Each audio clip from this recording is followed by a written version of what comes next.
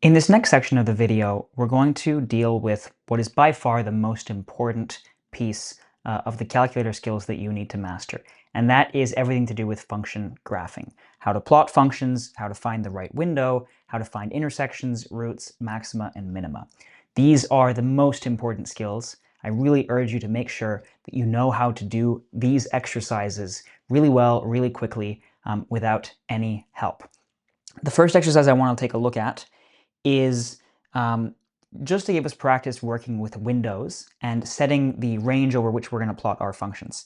So to even start graphing functions on your TI Nspire, you're going to go on the home screen, you can click on Graph here, and it's going to take you to this view where you can enter in the definition of your function. My function is 2ln x plus 3x squared plus 1. So I'm going to start 2. To get ln, I'm going to go Control e to the x, then x, which is down here in the keyboard, plus 3. I'm going to arrow right to get outside of my parentheses here, then plus 3x squared, and finally plus 1. And now I can hit enter. So I can see a piece of my function here, and the calculator is usefully giving me the definition, which I'm just going to move out of the way. But I don't know if I'm seeing the full behavior of the function right now, because the calculator is plotting it between x equals negative 10 and 10, and y from negative 6.65 up to 6.65. So if I want to change the window that I'm looking at, I have this window zoom menu behind the primary menu button, and I go to window. And I have all these different zooms that you have, and you use these in different contexts. For example, you use zoom trig if you're doing trigonometric equations. Zoom standard is the setting that we currently have, this negative 10 up to 10. And then you can also zoom in and out. So in this case, I kind of want to zoom out. If I select zoom out, it's going to ask me where I want the center of the new window to be. So basically, which direction do you want to zoom out towards? I want to zoom out up here. Now I'm seeing a bit more of the function. I want to probably center it right here. And now I can see more of the behavior of the function. What I want to do now is I want to get a closer view of the interesting features of this function. You know, this like maximum here, the minimum here, the y-intercept, etc. And the easiest way to do that is to use the zoom box. So I'm going to go menu, back to zoom, and zoom box is option number 2. And the way zoom box works is you specify 2 opposite corners of a rectangle within which you want to see the graph. So I'm going to put my top corner right up here above the maximum and to the left of the function. And I'm going to put the bottom corner down here just to the right of the minimum so I can see everything. And what the calculator is going to do is it's going to zoom in on that rectangle that's on screen and plot the function only inside of there. So let's do that. I'm going to click one more time. And now I can see my function a little bit better. So this is really useful when you are you have a big function, but there's one specific feature you're interested in. The zoom box will quickly let you zoom in. So for example, if I wanted to analyze this maximum, I can do a zoom box around the maximum. I can even keep doing that. And it just allows me to see what's going on a little bit better. In this question, though, we're given a specific window that we have to graph in. So the way I enter that specific window is I go to Menu, Zoom, and Window Settings. And now I'm going to put in my x minimum, which is the smallest value of x I want to see. The question says that's negative 4. The x max is the largest value of x I want to see, which is 2. Scroll down to y min. We're going to leave x scale on auto. Y min is negative 5, and y max is 6. So now I'm going to hit enter, and the calculator is going to graph this in the window that I want. Now this question is asking us to pick which option matches the function that you see. And there's a couple things you want to notice. First of all, the function starts over here on the left. It leaves the screen, comes back into the screen, intersects the y-axis above 0, and then rises again. So options A and B are ruled out because they don't leave the screen. They never kind of go over the top edge of the screen. And now we're kind of between C and D. But option C crosses the y-axis at a negative value. It has a negative y-intercept, so it's not option C either. It looks pretty close to option D, except that option D has this vertical line going all the way down, and we don't have it going all the way down. And that's more of a calculator quirk than an actual feature of the graph that we have here. What's happening with this vertical line is you have a vertical asymptote, right? The function is very, very steep there. because essentially this is at x equals minus 3, and the natural log does not behave very well when you put 0 into it. So the function is going down to negative infinity very, very fast, and the calculator just isn't bothering to plot any more points. It only kind of plots at specific resolutions, and so because the asymptote is a little strange, we can't see the entirety of it. So just bear in mind that sometimes when you're looking at vertical asymptotes, the calculator won't be able to render them correctly. So if you see these sort of like vertical sections that kind of end up hanging in midair and don't go anywhere, that's usually because there's a vertical asymptote at that point. But in any case, the function, if the calculator were a little bit more useful, would look most like D. So D is the correct option here. All right, the next skill that we're going to take a look at is how to find the roots of a function. And this question says roots, possibly plural, so we don't know if there's one or multiple.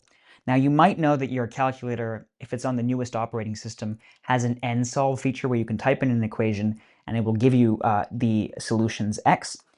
The reason I prefer not to use that is because if there are multiple solutions to the equation, the nsolve function is only going to output one of them. And so it's very easy when you're working on a problem to forget about the fact that it's possible for there to be two options and therefore omit one of the answers and lose points. So I typically recommend, unless it's very, very clear from the question that only one answer is possible, to just use graphing to find solutions to equations.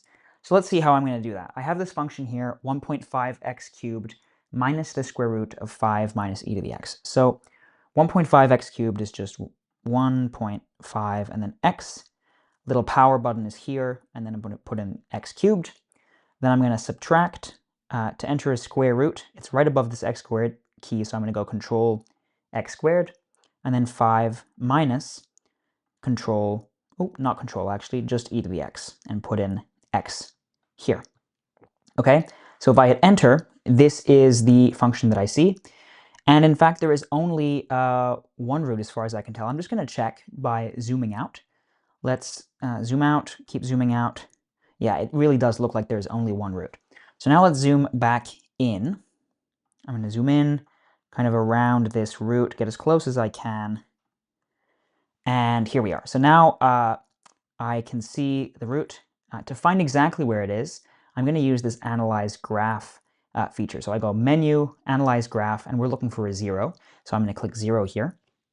And what the calculator is going to do is it's going to search for a 0 between one value of x and another value of x. So I'm going to tell it it's between here and here. And you see it's already kind of identified it. It's going to search for the coordinates of that x-intercept, which in this case is 1.0019, which, according to the IB conventions, 3 significant figures, that just rounds to 1. So it's just important, essentially, to make sure that you're seeing all the roots of the function before you go and you actually inspect them, and then make sure that you set your left bound to the left of the root and right bound to the right of the root. And then the calculator is essentially going to zoom in as much as it can between those until it finds the root to a high level of precision. This thing maybe wants 1.00. There we go. In this next section of the video, I want to show you how to find intersections of functions on your calculator. Similar to finding roots, this is my preferred method for solving equations that you cannot solve algebraically. And I prefer this over the solve-end function because it'll allow you to find all the solutions, all the intersections between two functions, whereas solve-end will only return one. So let's take a look at this example. We're asked to find the coordinates of intersection between the curves y is equal to 5 minus 3 to the x and e to the 2x.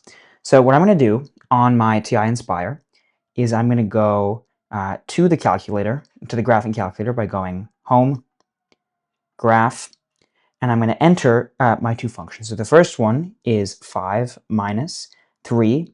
You're going to hit this key here for the power and put in x, which is at the bottom of your keyboard. Hit enter and the first function will be plotted. To add the second function, I'm going to go Menu, Graph Entry Edit, Function, and I'm putting my second function, which is e to the power of 2x. E to the x is here, and then I put 2x in the power and hit enter. So just to make sure, it seems to me that these curves only have one intersection, but I'm going to zoom out briefly just to confirm that behavior, that nothing else happens.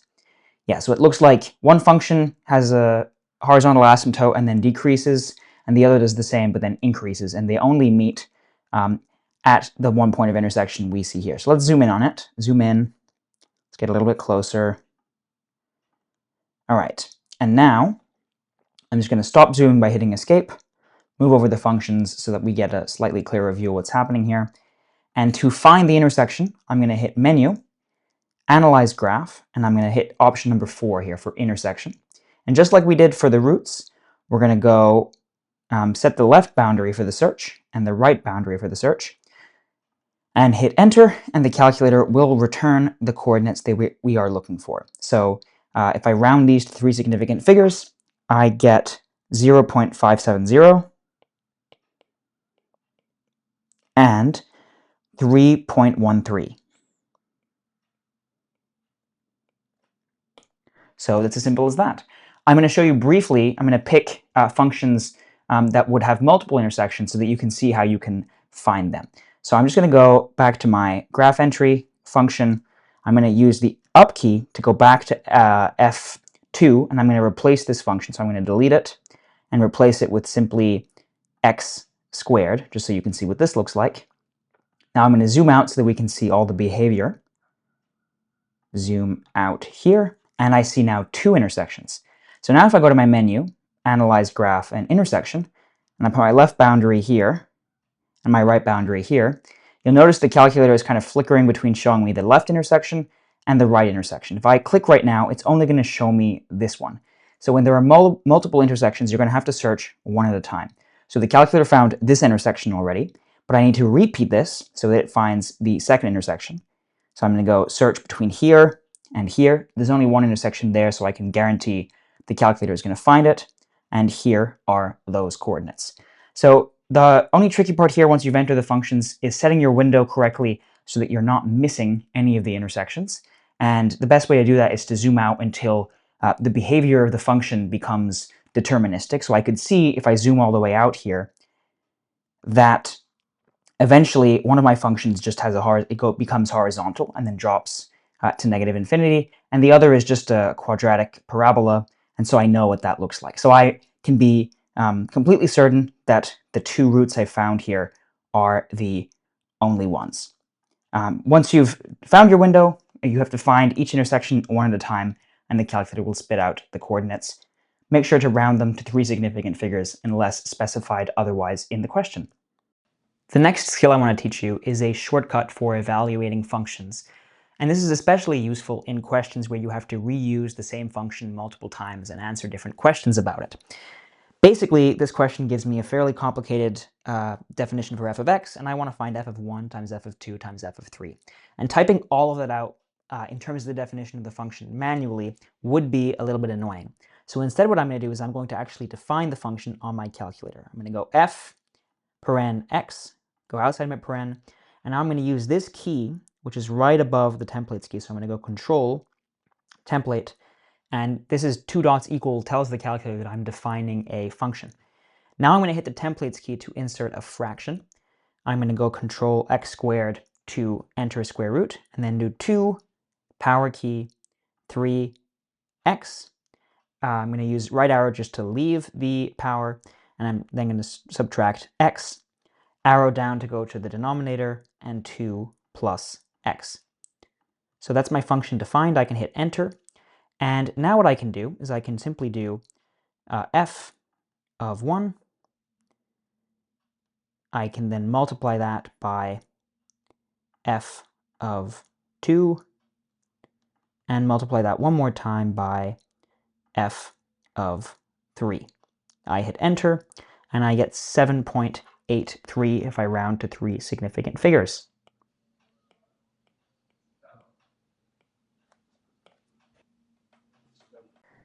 All right, here's another graphing question.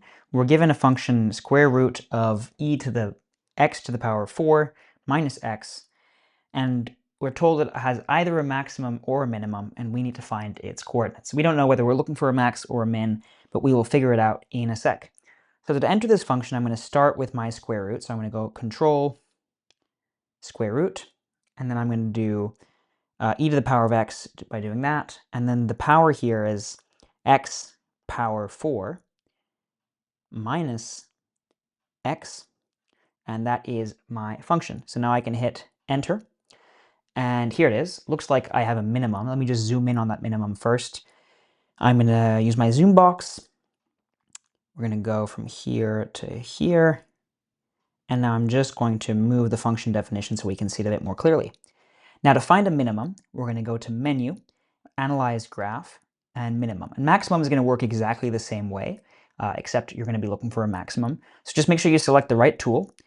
And just like we did for the zeros, we're going to go tell the calculator what the left bound for the search is and the right bound, and it's going to calculate its coordinates. And then we can read its coordinates here, 0.62996, which rounds to 0.630, so 0.630. And the y coordinate, 0.7895. That 9 rounds up, so this rounds to 0.790. 0.790. Submit that. Perfect. So yeah, like I said, if it's a maximum, you're going to do exactly the same thing, just using the maximum tool. Really not too bad at all.